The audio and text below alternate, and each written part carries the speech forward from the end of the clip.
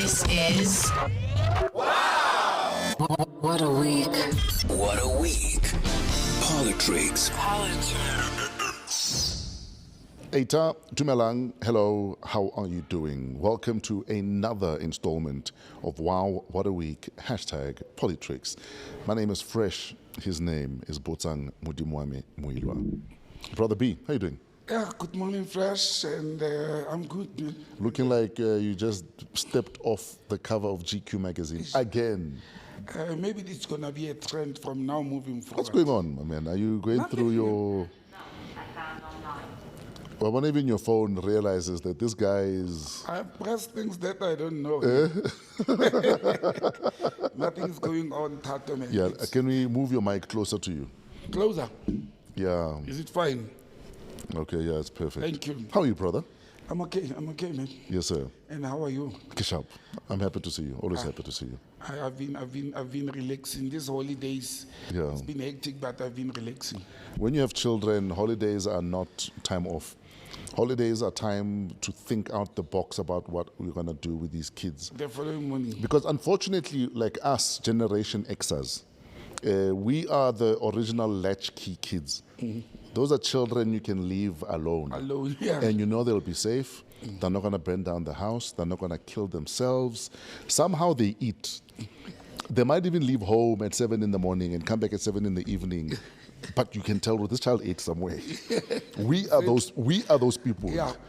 You know what I mean? Our parents could rely on us without stressing when they're at work. Okay, there's a time I bent down our garage. I think I was in grade 2. But that's a story for another day. Generally, they could leave me alone and they knew that everything would be okay. I'm sure my mom will tell a different story about me. I was well behaved until I left home. Yeah, but you left home like when you were 15, 16. Yeah, to be a freedom fighter. Hey, on a freedom week. Yeah, you're not a normal child. You're never a normal child. No, man. So hence I'm saying, so school holidays, and unfortunately nowadays, is your children saying, what are we doing today? Go outside and play. What do you mean, what are we doing today? Go outside and play. Oh, outside. They never go outside, these kids. They No. never go. We have a deal now. Yeah, you told me. TV for an hour, then you go outside. So you must decide which hour, then you must go outside. Ouch. Yeah, no. A hardline dad. No, it's not hardline dad. These kids need to learn. And once in a while, I want to just throw a chicken out there and say, that's lunch for today. You guys must see to finish. You know, if there was an apocalypse today, our children would probably not be able to survive. Yeah, I know. Honestly, as though they'll die of starvation. In grade 3, I could hunt a bird, defeather it, gut it, say on a fire, and eat it by grade 3. Or chase rabbits out there. Exactly. Or guinea fowl. We'd kill guinea fowls out in the bush. If we found them with eggs, we would boil the egg. We'd find an old tin can, boil the eggs, eat guinea fowl eggs. You must sit down with my 2000 and tell them those stories. They will tell you that, no, that's for ancestors. If the world ended today, my 2000 would die in a week. They will not survive. I always tell my kids that if I leave them 3 days in the house, I'll find them dead of hunger. Yeah. While there's food in the house. Exactly. Just they don't want to prepare, they don't know how to prepare. But anyway, let's keep it moving. There's a story that has captured the imagination of most South Africans, including conspiracy theorists. 3 police constables leave Bloemfontein in a VW Golf, heading to heading to Polokwane. Yes. And at some stage, they disappear. Yeah, I've heard about that story. I've been following it, actually. And now their bodies were found in the Henops River. Exactly 900 meters from my house. I know. Their bodies were found in the Henops River, but there is no car. But also, another car was found with a body in it. Coincidentally, it's the body of a missing police officer. Yes. So already conspiracy theorists' tails were up. That was this a hit? Were they taken out? And then there's a 5th body that was also found. Yes. That's a different point. Just line me up on this one. The other police officer who was stationed at Centurion Littleton Police Station as a clerk or an admin officer. Sure. Was the body found in the car?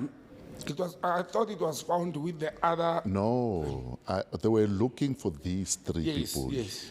And then they found an officer who'd been,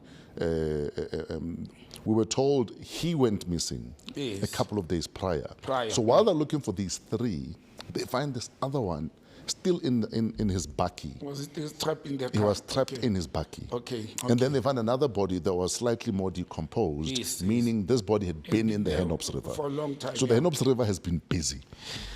Tato, I don't know what other conspiracies is saying, but following the police, Yeah. and I think it's going to be a very complicated case. Why?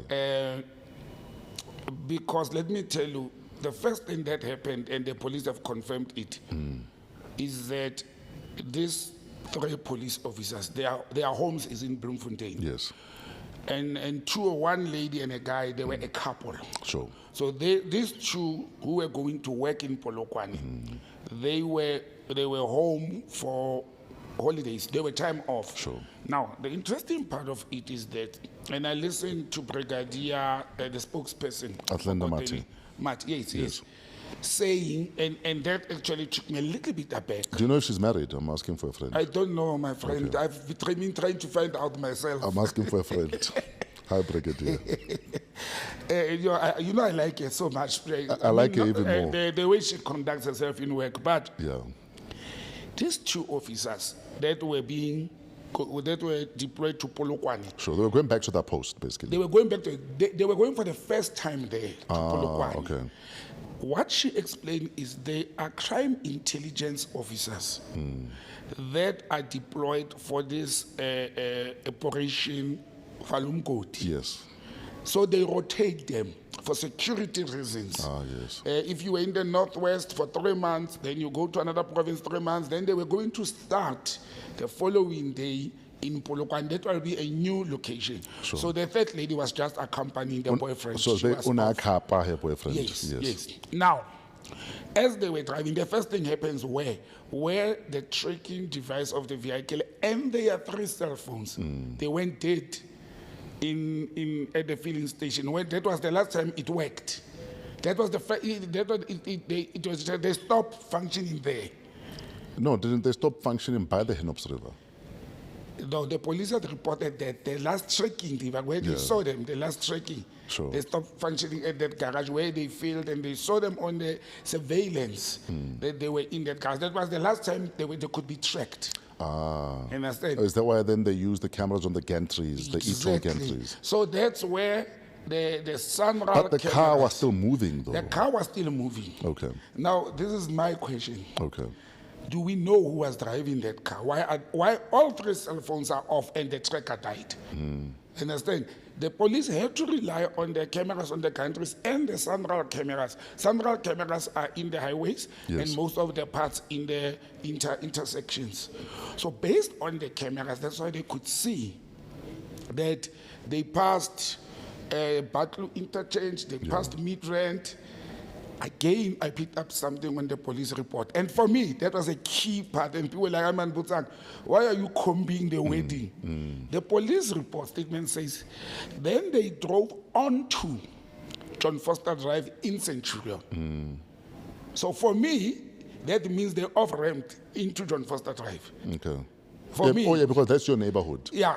All I'm So the saying, English implies the the off-ramp. English implies the off-ramp. Then my It's question, 2 in the morning. my question became, if they were going to Polokwane and you are on the N1, you go under John Foster Drive. You don't off-ramp onto John Foster Drive. Maybe they were going to Coffee, Centurion, Yeah, or anything. just to get a quick Anything, snack. or to Chisanyama Centurion, wherever. So if you off-ramp, if you on-ramp into John Foster, you're already out of there. And however, the bodies were discovered approximately, it's less than 1 kilometer, because from John Foster Drive to that Henops, where the bodies were recovered, it's just after John Foster.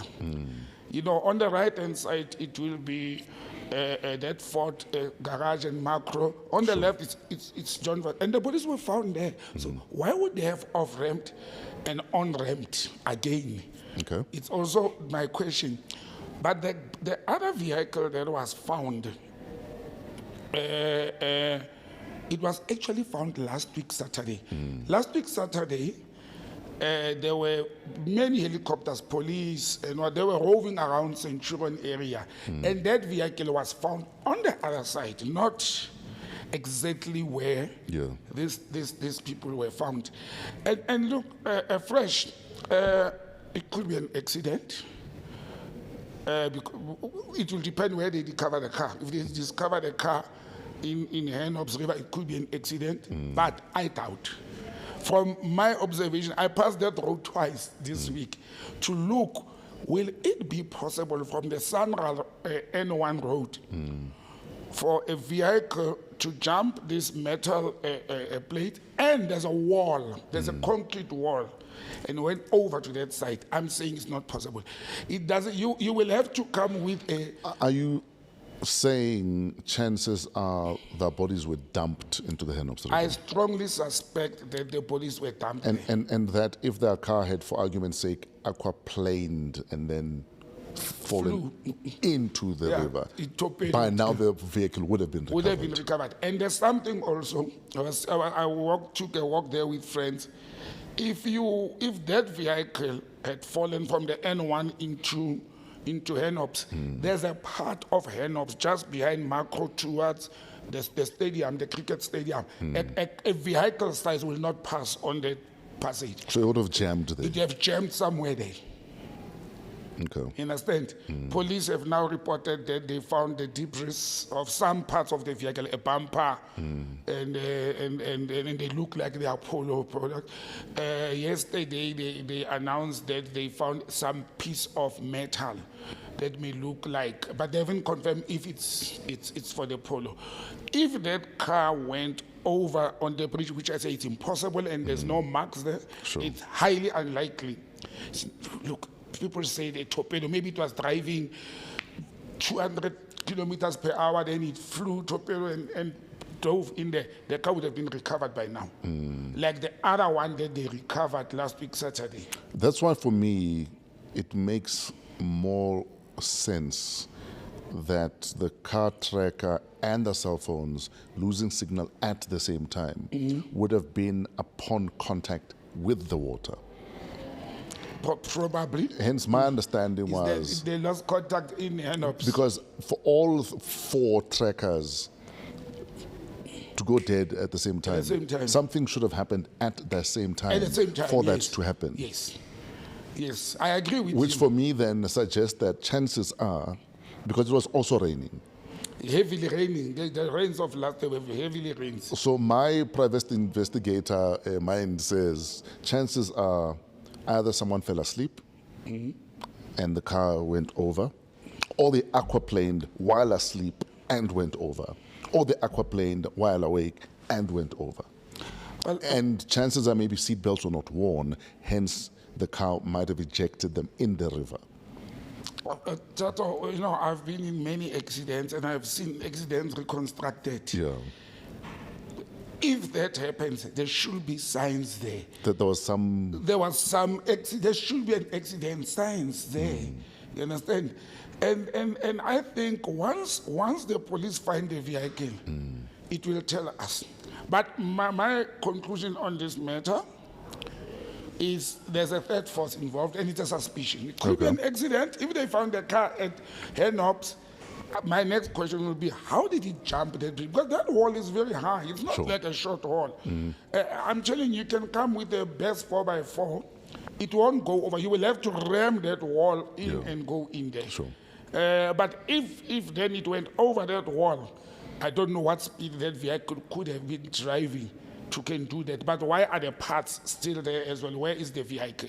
The fact that the vehicle is not in that vicinity, because to move from N1 with that river to the other side of the river, where it actually goes under N14, it is approximately 2 kilometers. So that vehicle should have stuck along that stream or along the Centurion Mall, you know, where because the river passes there as well. Sure. But it's a wait-and-see situation. It's a very sad situation.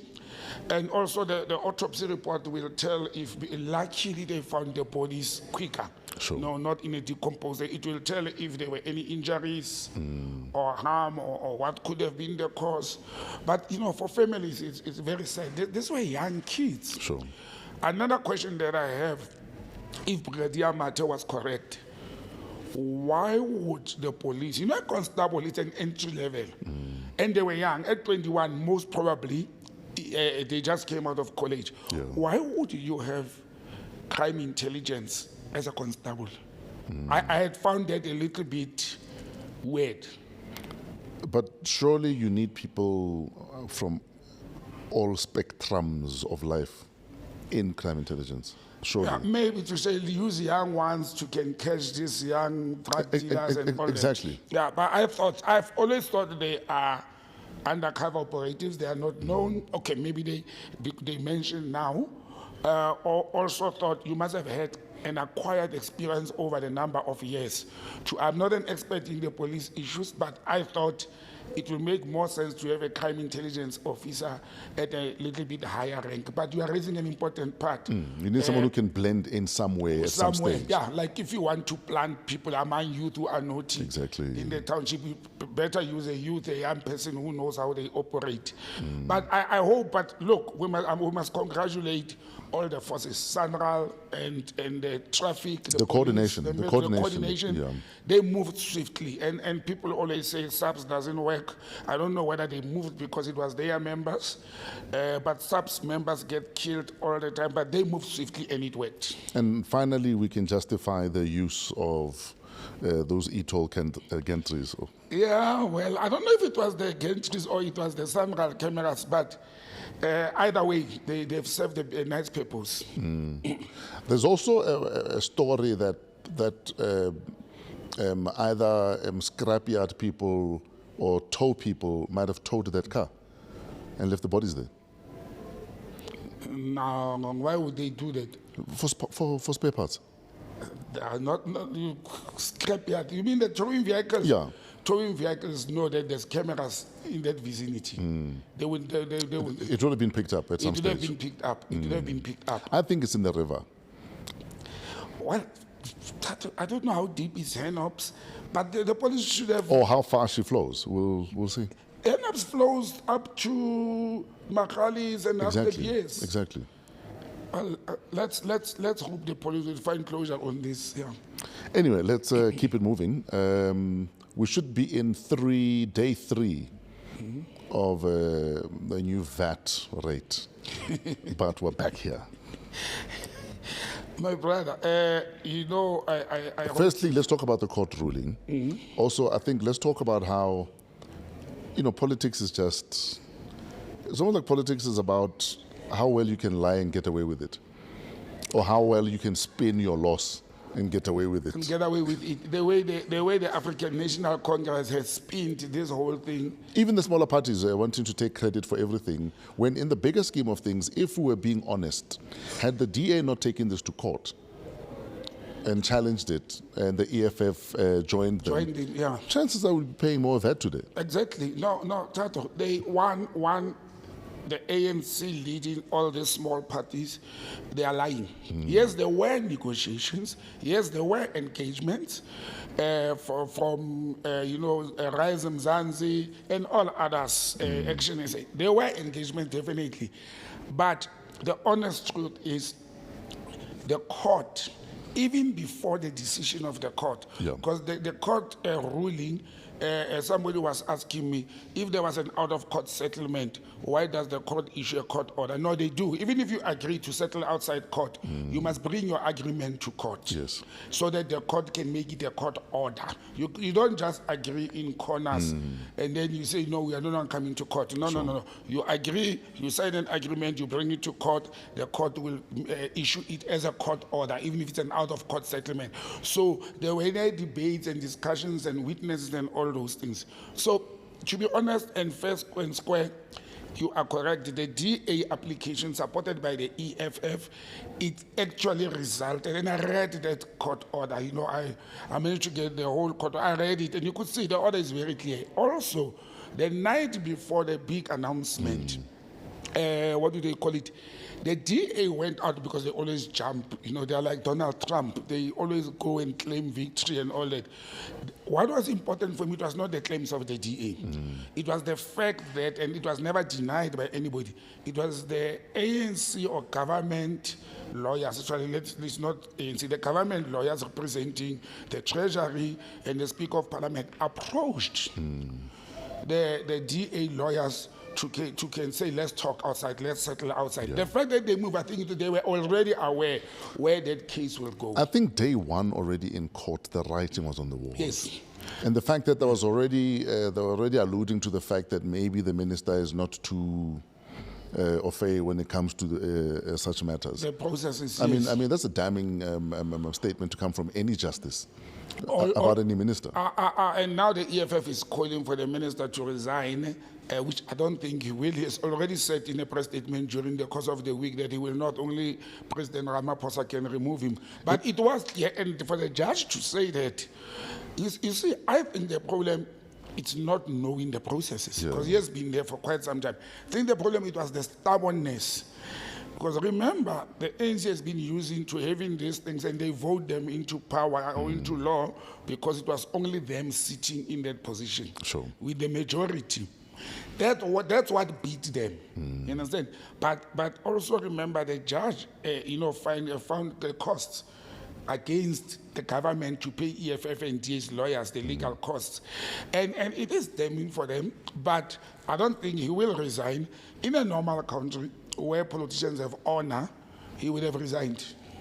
Yesterday, on yesterday's episode, I was hanging out with the Minister of Communications, Solimalatsi. Oh, yes. And I asked him, does he feel that Minister Godongwana must resign? And he didn't give a definitive answer, but he implied that for him, it would be difficult to continue. Oh, he said if it was him in that position. That it would be difficult for me to continue. Look, this thing is not the first time it happens, Tato. This happens, in government processes.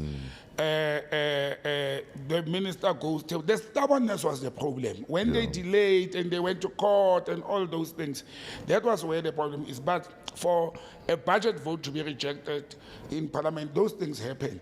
And I don't know also why these politicians are so excited about this thing. If you read the Public Finance Management Act, there's exclusions and provisions in the Act. When such things happen, what should the government do in the meantime? Because now everything is back to A. They must go and draft the budget and change what they have to change. It's not only the VAT thing. The provision of, I think it's Section 49 of the PFMA, gives the country at least 4 months from the 1st of April, when the fiscal year starts, the financial year starts, until the 1st of July. There's that provision of what can the government do in the meantime. For example, they can request funding from the Treasury based on previous years' expenditures, that to pay salaries, rent, and things like that. Important things. They can actually use, if I'm not mistaken, up to 45% of the projected, revenue to get, and up to July. So we still have time until the 1st of July. It is ideal that the budget should be passed before, at least the latest in March. That's the ideal. But lawmakers were very clear when they made provision to say, in case this does not happen, what can the public service do? And I think they are very clear on that. And they should not get excited as if they did not know. I heard many politicians to say, when the budget vote does not succeed, the country will be in chaos, we won't be able to operate. No, but things still happen. Taxes are still collected. Yes. Revenue is still generated. Exactly. It's not like all of a sudden now, No. And they should be knowing, as politicians, they should be knowing about those provisions of the Public Finance Management Act. And to say, for instance, that you need to raise an additional 75 billion is not to say we need it today to press play. No. As long as you can generate the additional 75 billion before the next fiscus. Exactly. Then you can't not be on track. And there are various things they can do. They're already talking now about cutting, expenditure, unnecessary expenditure. Those are things they should have considered first. There's many things that the government can do. They can help SARS to collect more. Yeah. Not to increase the taxes. Capacitate SARS. The SARS to go and collect more, especially from businesses, people who are taking money out of the country. And I say because SARS has been complaining that there's a lot of money that's outflowing. And because of incapacity, they are not able to collect. They even gave estimated figures of how much we are losing on revenue because of lack of capacity to can collect, especially from foreign-based companies or companies that are doing business here and they take their capital outflow. Understand? So those are things that the government should focus on instead of just saying we're going to get the 2%, but they should also not lie. The ANC, this made me actually laugh. The ANC said they were against it also. They were against it. They said somebody actually in some WhatsApp group says the ANC, the majority of the people in the ANC, they were against it. And I said, but that's nonsense. If the majority were against it, why did the minority get away with it? Exactly. If you are a democratic organization, and obviously it was an ANC thing. They should not come and say they never wanted it. It was an ANC thing, and look, this was a slap on their faces. But it's lessons that they are learning. It's not going to be an easy ride being in the GNU. It's a coalition. I mean, it's a lesson in that's how partnerships work. Yes. There's no Miss Party and where you must go sit in the corner and. Yeah. And wait for us to finish, or wait for the adults to finish talking. If you're a coalition, you discuss these things, you agree on these things, and you move forward as a unit. Exactly. That's all. And you can try that in your relationship also. It also works in relationships and marriage. As long as you guys are partners and the left knows what the right is doing, you'll be amazed at how much you can achieve, instead of trying to compete. Anyway, let's keep it moving. So, Canada has a brand new prime minister. Yes. What is his name? Kali. Yeah. Yes. Look, the most wonderful thing, if I'm not mistaken, is that actually the Canadians made this possible by getting Macaulay to come out of the same party as the previous one. I think they were looking for somebody who can, and they've moved very swiftly, who can, put Donald Trump in a position to can challenge Donald Trump. This guy is a former banker. He's the former CEO or president of a bank, one of the major banks. He's a business person as well. And highly decorated, in the business sector. Not just a business person like Donald Trump, but he's also being an academic and studied and all that. I think it's a move that will diffuse the tension between the Trump administration and Canada. I have seen President Trump's statement congratulating and toned down a little bit than what he was with before. Then he changed quickly and say he actually doesn't care who's in power in Canada. He's going on with the tariffs, but he's open for engagement like he had said he will do with others. Look, it's a good thing for Canada. It will stabilize. Canada depends a lot economically on exports to the United States. A lot of their economy is dependent on export to the United States. So it will harm them. However, there are also speculations that this new prime minister may actually dump Trump and the US and look for Europe as the new market for their products. So that will irk Donald Trump. So the sooner they get into engagements and talk about this whole thing, the better. Because should he start trading directly with Europe, the US will suffer like there's been already suffering at the moment. Coincidentally, it's 100 days of Mr. Trump in office when all these things happen. Or some people call it 100 days of hell. The Americans are saying it's 100 days that brought recession that was never experienced in the last 3 years. They are complaining only about 3 years. But Trump says this is in order to fix, there must be some suffering at some stores. It's rattling, and he says the figures are not true that are showing because they stockpiled. Look at his reasoning. He says people stockpiled imports before the tariffs were introduced. But also the problem here, Trump, is the fact that not only is he like a petulant child, he also believes his own hype, and he will thumbsuck something and say because he said it is the truth, even if there's data. Yeah. I mean, he spoke the other day about how this is been the most successful first 100 days of any administration because many people say so. That's his. And he believes in that's that. the stat, because many people say so. And it doesn't help that he's got a very limited vocabulary. Also, he's also a cowboy style, despite using his more of a child. He's a cowboy, he just shoots from the hip. That's not calculative. No, child as in he throws tantrums. Yeah. Wakwata. If you fact check him, if you call him out on certain issues, there's the issue of the gent that has been sent to a prison in South America. Yes. That he was a part of a gang and that there was a tattoo on his, there's a gang tattoo on his Fingers. on his knuckles. Yes. And the picture that they presented, you can tell the numbers are photoshopped. And I think it was CBS that were interviewing Trump at the White House. And the CBS, so Trump wants to talk about this thing, that this guy had tattoos. And this guy's like, it was Photoshop. Can we move on to other things? Trump got upset. That, I thought you were different. I chose you. I gave you this opportunity and you're wasting this opportunity. Because he doesn't want to be fact-checked. He gets upset when he's fact-checked. I don't know.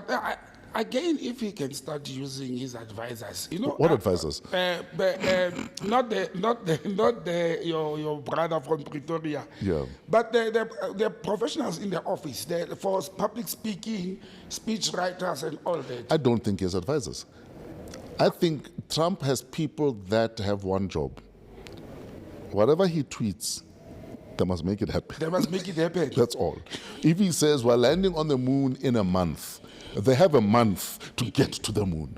That's what I think a lot of his staffers are dealing with. But for me, looking at it, 100 days, he's done a lot in 100 days, whether it's damage or what. Yeah. It is too early for me to say America is going into economic problems and recession. I think it's too early. A lot can happen in 3 months, like we have seen, but a lot can be changed and reversed in 3 months. The only challenge that Trump is going to have is that America is not a labor-intensified production country. They rely on imports a lot. Automobiles, they may be making them, but it's not intense in such, goods. And for export, I mean, they will export to countries like South Africa, but for example, the Ford vehicle, they've got one of the biggest plants outside the US in South Africa, you understand? Yes. And they have actually caused a little bit of a trouble for themselves with other countries, especially now. Some BRICS members have started now to talk about how about we trade amongst each other already now at tariffs better than what we were doing when we were doing with the US. So it's going to harm them a lot. But Americans importing cheap goods from China, that is their biggest challenge. China had this well planned. And their biggest challenge is China. It's not Africa and Europe, it is China. So the trade war here, it's actually a trade war between China and the US. And I can tell you now, the US is not going to win that battle. China can flood the American market like they've been flooding it indirectly. Sure. Understand? Depending on who's going to be trading with the US or who the US is not going to impose heavy or stiff trade tariffs on. But China has the market from all over, not only the US. It will tend them, but they will also increase their tariffs. But all other countries, I don't think they'll be heavily affected. I laughed the other day when Amazon announced that going forward, they're going to include the price of the tariff on each good that they sell. Yes. And I saw that. when it was mentioned to the White House press secretary, I can't remember her name, and she mentioned about how you guys are being very political now. There's a word that Trump probably called George Bezos. Yeah. And all of a sudden, they're not doing it anymore. Yeah, no, they had a meeting. And big business should not be held hostage by any government at that level. they had a meeting. Yeah. And immediately after that meeting, Amazon issued a statement. Yeah. And that part that they had posted to show the graph of the tariffs had disappeared. They've removed it. And I think Trump just went to me and said, remove these things. But remember, he has also been backed a lot by business people. And I think the Amazon doing that was just trying to demonstrate to the consumers in the US how much it was costing before and how much it will now cost when the tariffs are there. But there is political interference in that business of Amazon. And Amazon is very big, and they operate not only just outside, they're very big operating outside the world. There's a lot of South Africans who are buying their products from Amazon and various products. So I think there was a political interference in business, but once there's political interference on business, then it means there's a relationship between that particular business and the government. And chances are it's a corrupt relationship. Or whatever relationship. No, let's call it what it is. Because if it happened in any other country, we would call it that. Yeah. But what I'm saying is, either they were funding the Trump administration or the campaign, understand, or something. But there is a relationship, and for the a big company like Amazon decides they will take a step back. We don't want to irritate President Trump admin further. It means a lot in politics. But I've said several times that politics is business. Yeah. Politics, you can't separate it. There's three things you can't separate. It's lies, it's politics, and business. Those three, they go hand in hand. Unfortunately, in America, they've got a businessman who's a politician now, like we have in South Africa. And we always thought it would be better to bring a politician in. They're doing it for the second time. We did it for twice, but in the same row. And we always thought when it's a businessman, things will be better. Italy had the prime minister who was a billionaire. Berlusconi. Exactly. The king of Bunga Bunga. Apparently was a horny old man, that one. But anyway, moving right along. One of the promises Trump made was about the ceasefire in Ukraine. Yeah. That he'll come up with a deal in a day. In 100 days. In a day, it'll be done. But Ukraine's prime minister has held what he calls a good and equal minerals deal with the US. He says Ukraine are to retain full control over resources and infrastructure under the agreement. So it seems like the mineral deal has been signed. That is why I don't know whether it's signed or not, but I think it's there. It's already prepared. They're ready to sign. Sure. But in order for that to happen, there must be ceasefire so that America can benefit from that. It's been signed already. Is it been signed? Yes, okay. Sir. That's why now they are putting a president putting under pressure to say he must just, what did Trump say to Putin? Stop firing and sit down and talk. and then Putin put a ceasefire for the Easter, so that people can, as you always say, like the Arab countries, they will stop killing each other during Ramadan. It happened in the World War. During Christmas, people stop fighting. Now, that's what President Trump did as well, ceasefire for 3 days. Albeit the fact that he started bombing within that 3 days with drones when Zelensky was in South Africa. Yeah. You understand? And I think, Tato, that move, personal, and call it conspiracy theory. And this happened last week, so we couldn't talk about it. President Zelensky is scheduled to come to South Africa. We've known about this for long, for an official business visit. 2 days before, or 3 days before, President Putin announces a ceasefire. Sure. A day after announcing ceasefire, President Putin is on the phone with President Ramaphosa. The day after President Zelensky or Prime Minister Zelensky arrives in South Africa, within an hour of arriving in South Africa, President Ramaphosa, that Donald Trump has not been talking to. Exactly. All of a sudden they spoke. All of a sudden they spoke. You know what I said to people? Yeah. It will be interesting for me who called who. Exactly. And people were saying to me, but why is it necessary? I said, no, it is necessary. President Trump has not been taking President Ramaphosa's calls. Even President Ramaphosa said the last time they spoke is when he congratulated Mr. Trump during the inauguration. Has not been talking to the South African authorities or embassy. And he called President Ramaphosa. And I'm telling you what was that call for? To tell Zelensky to go back home. Sure. That was the only thing. All other things to say we should meet very soon and they even said it came after. But the purpose of the call was to tell Zelensky to go back home. That's why immediately after that call, Zelensky announced on Twitter that he's going to go back home because he just learned that Russia continue bombing civilians in Ukraine. I mean, people have been bombed every day in Ukraine, and for that day. So I think it was an instruction to say send him back home. Yes. And he had to leave quickly, so all the government business had stopped. You are already here. Going back home, will it stop the bombing? Will it save the lives of the people? But it will be the same people who turn around and say we were being bombed and dying when you were busy whining and dining with President Ramaphosa. Why did he leave? So he's damned if he does, he's damned if he doesn't.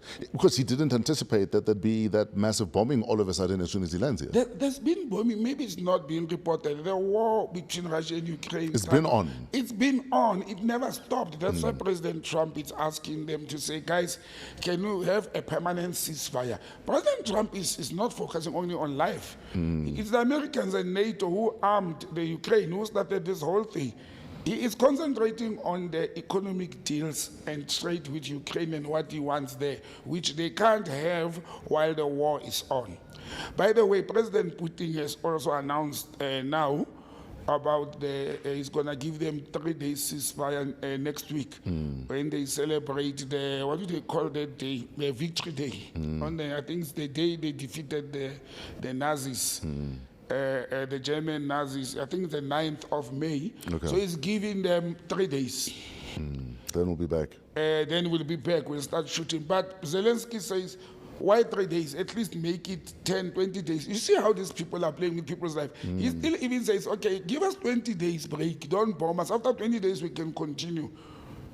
At whose interest are they continuing the bombing and the fighting and the killing? Understand? You know, we live in a sick world. In the bigger scheme of things, that's what it is. We live in a very sick world. We live in a sick, yeah. depraved world. Exactly. Yeah. But I think the war must come to an end. I think it's about time now.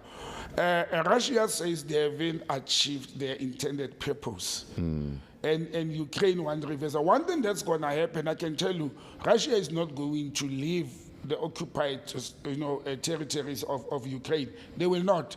I think they must accept that those occupied, that have been occupied for many years, leave them to Russia for peace sake. Okay, so Russia annexed Crimea in 2014. Yes. And Trump is saying part of the deal is let them keep it. Let them keep it, yes. Is that where the world is going, though? That we can decide now all of a sudden that we can annex, and because I'm a strong man, I can keep what I've taken? No, but if you don't have the solution, what can you do? It has been happening in the world. Can we just give people back their land? Palestine, one example. Yeah. Palestine, Trump himself, he was talking about occupying the Greenland, part of Canada, the Panama Gulf. That's how imperialists operate. And the rest of the world just watches. And what can you do when somebody's sitting there with nukes? If Namibia and Botswana all of a sudden had a massive war with Angola about the Caprivi Strip. And we decide, whoever decides and is in the wrong, they're going to intervene. Yes, because they've got vested interest there. They want to intervene, but why they don't have vested interest? They don't care, you understand?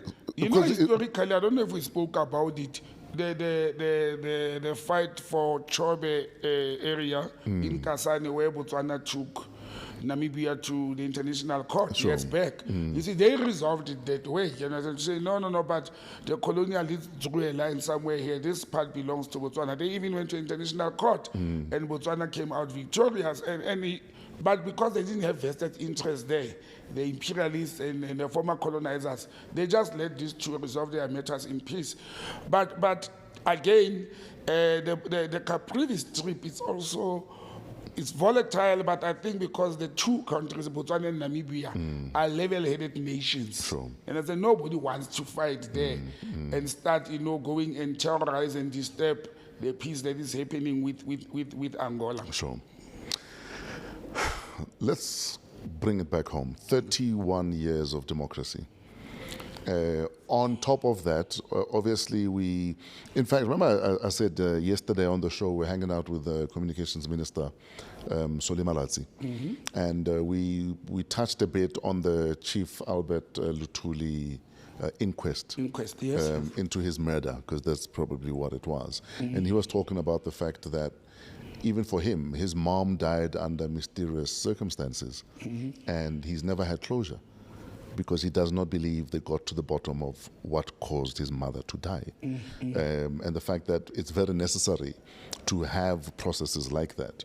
Right now, President Ramaphosa is talking about looking at why it is that TRC declared crimes or not declared crimes have not been tried by the NPA. Yeah. What are your thoughts on all of that? Look, the families of people who lost their lives during the liberation struggle or the apartheid years, obviously many of them, and there's many type of who especially have been recovered, the bodies of their children, or some the reasons or the causes of deaths of their loved ones. They will still, need closure on that. But this decision of President Ramaphosa was actually reopened by the fact that the Kalata family and others, there was a Kalata that went to the High Court to demand an inquest as well, the same way as... I think it was the Craddock 4 family members. Craddock 4 families, yes. Yeah.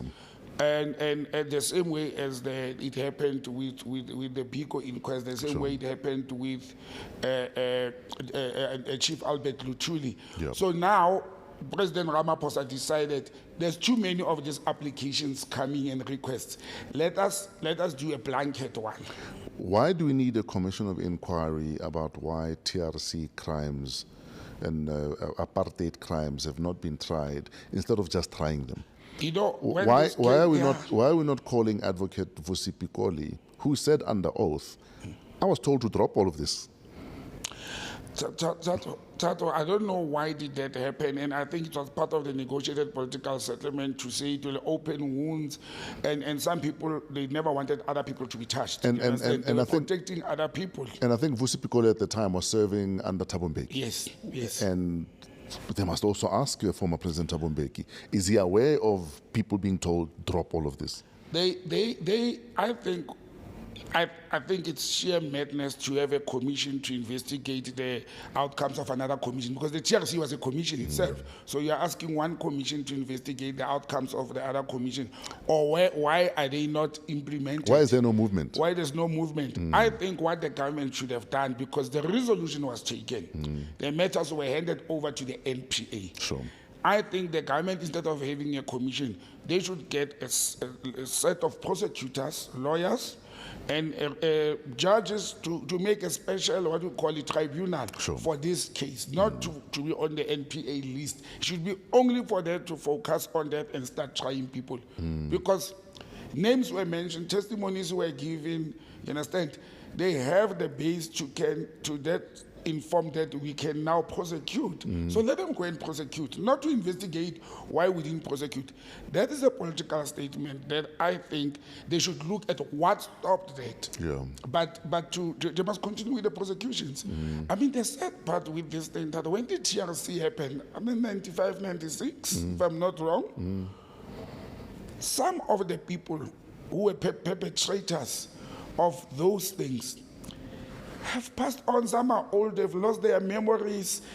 You understand? How F.W. de Klerk was one of the people who was mentioned at the TRC, being responsible for giving orders for killing the children of, in inverted commas, APLA forces in the Transcape, kids as young as 12. It was 29 years ago that all of these allegations were made.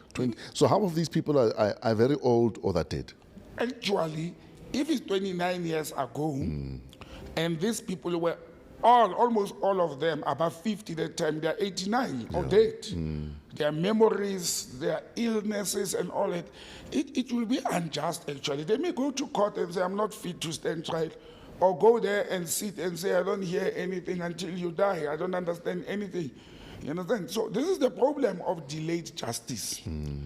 if there was a resolution, you are correct when you say they must go and ask President Mbeki as the principal at that time who should have implemented this. Why did this not happen? Maybe he will give light into that, and maybe even prosecute those who interfered with the justice process of stopping something that was an order of government, because these commissions come with an order and the government makes a decision. But again, when politics interfere with the judiciary or the justice system, we end up in situations like this.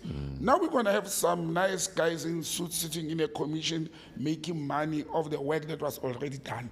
The state that is crying off a very tight budget and a deficit is going to now spend money unnecessary on a commission because somebody didn't do their job. But again, I don't think much will come out of this. Unless people just want to sit and talk and talk and talk, and then the people hear the stories that will be told. The Zondo Commission, we spent almost 2 billion. Where are we? Yeah. You know then? Absolutely. Yeah. But I don't know if you remember back in, I think it was 2024, last year, Mbeki dismissed TRC interference claims from Pikoli and other ex-NPA officials, saying it is a pure fabrication. But who fabricated it? He obviously, clearly, he says that they are fabricating it. Like they should not dismiss it. They should explain what happened, because somebody must be held accountable. What happened? You know, Shamila Batoye must be able to go to the file and the officials there to say what happened. Was there a directive? Where is it? It can't be that it has been quiet, that families now are forcing the government to do this. It can't be that. Luckily, the ANC leaders who have been involved in this, they are almost all of them alive, and they are the ones who were running the country. They were the ones who were deploying their members to be NPA leaders and so forth. So I think questions should be asked politically. Somebody must raise this thing in Parliament. I think one of the opposition parties must ask what actually happened. That's what we should investigate. Yeah. What actually happened? Why didn't the NPA move with this thing? Because he must be called in. I think he's still alive. He must be called in to come and substantiate whatever is being speculated. It can't be that there's nobody, somebody just sat down and kept quiet. It's impossible. Yeah, but President Mbeki is on record saying pure fabrication. It's a lie. Okay. No one was instructed to drop everything. Okay, but he must then say, this is the truth. Yeah. Understand? This fabrication, this is the truth. This is what happened. He was No, the head of state. I'm sure he's saying that I know nothing of what, if people didn't do their jobs there, they didn't do their jobs there. But they must not fire me. As a head of state, a son of a political stalwart, and President Mbeki, a lot of people, of his comrades died in exile. When he was in exile, people he worked with. Even he himself, as the head of state, he should have had interest in this case. Personally, as a person, he lost family members, comrades, friends. He should have had, and not only him, even all other leaders of the ANC, Deputy President Zuma at that time, all other leaders, you understand, they should have had interest because they lost family members, they lost comrades. They know, and again, it's also surprising that it comes from families, it doesn't come from political leaders of this country who actually initiated the TRC. You want to tell me that nobody in the political leaders of this country had interest in the TRC issues? That why is it standing? Is it only families who are concerned? I think there's more to this than just families saying we want closure. Sure. And it's families who can have money and can afford lawyers and challenge the government at the moment. Those who can't, tough luck. Speaking of closure, we have to close. We're out of time. Yeah, okay, let's close. I don't know, maybe you have... no, by the way, this past week we had 2 holidays that are very significant. Yes. With the 31 years of, democracy. in inverted commas, people call it freedom. I don't think we are free. You are not free until you own the land. And then there's Workers' Day or International Workers' Day or Labor Day, whatever it's called. And it's for me, as I was coming to the I was reflecting actually on these 2 days that the struggle for liberation in South Africa also had an element of fighting for the working class, also fighting for better working conditions. Sure. But when we look at what what happened. Yes, people can vote. People don't have to carry passes along. We can share toilet with our Afrikaners counterparts. We can live in Verwoedsberg. Some lives improved, more houses as electricity. But I always say to people, we are making a mistake as a country when we look at the achievements of our freedom or democracy.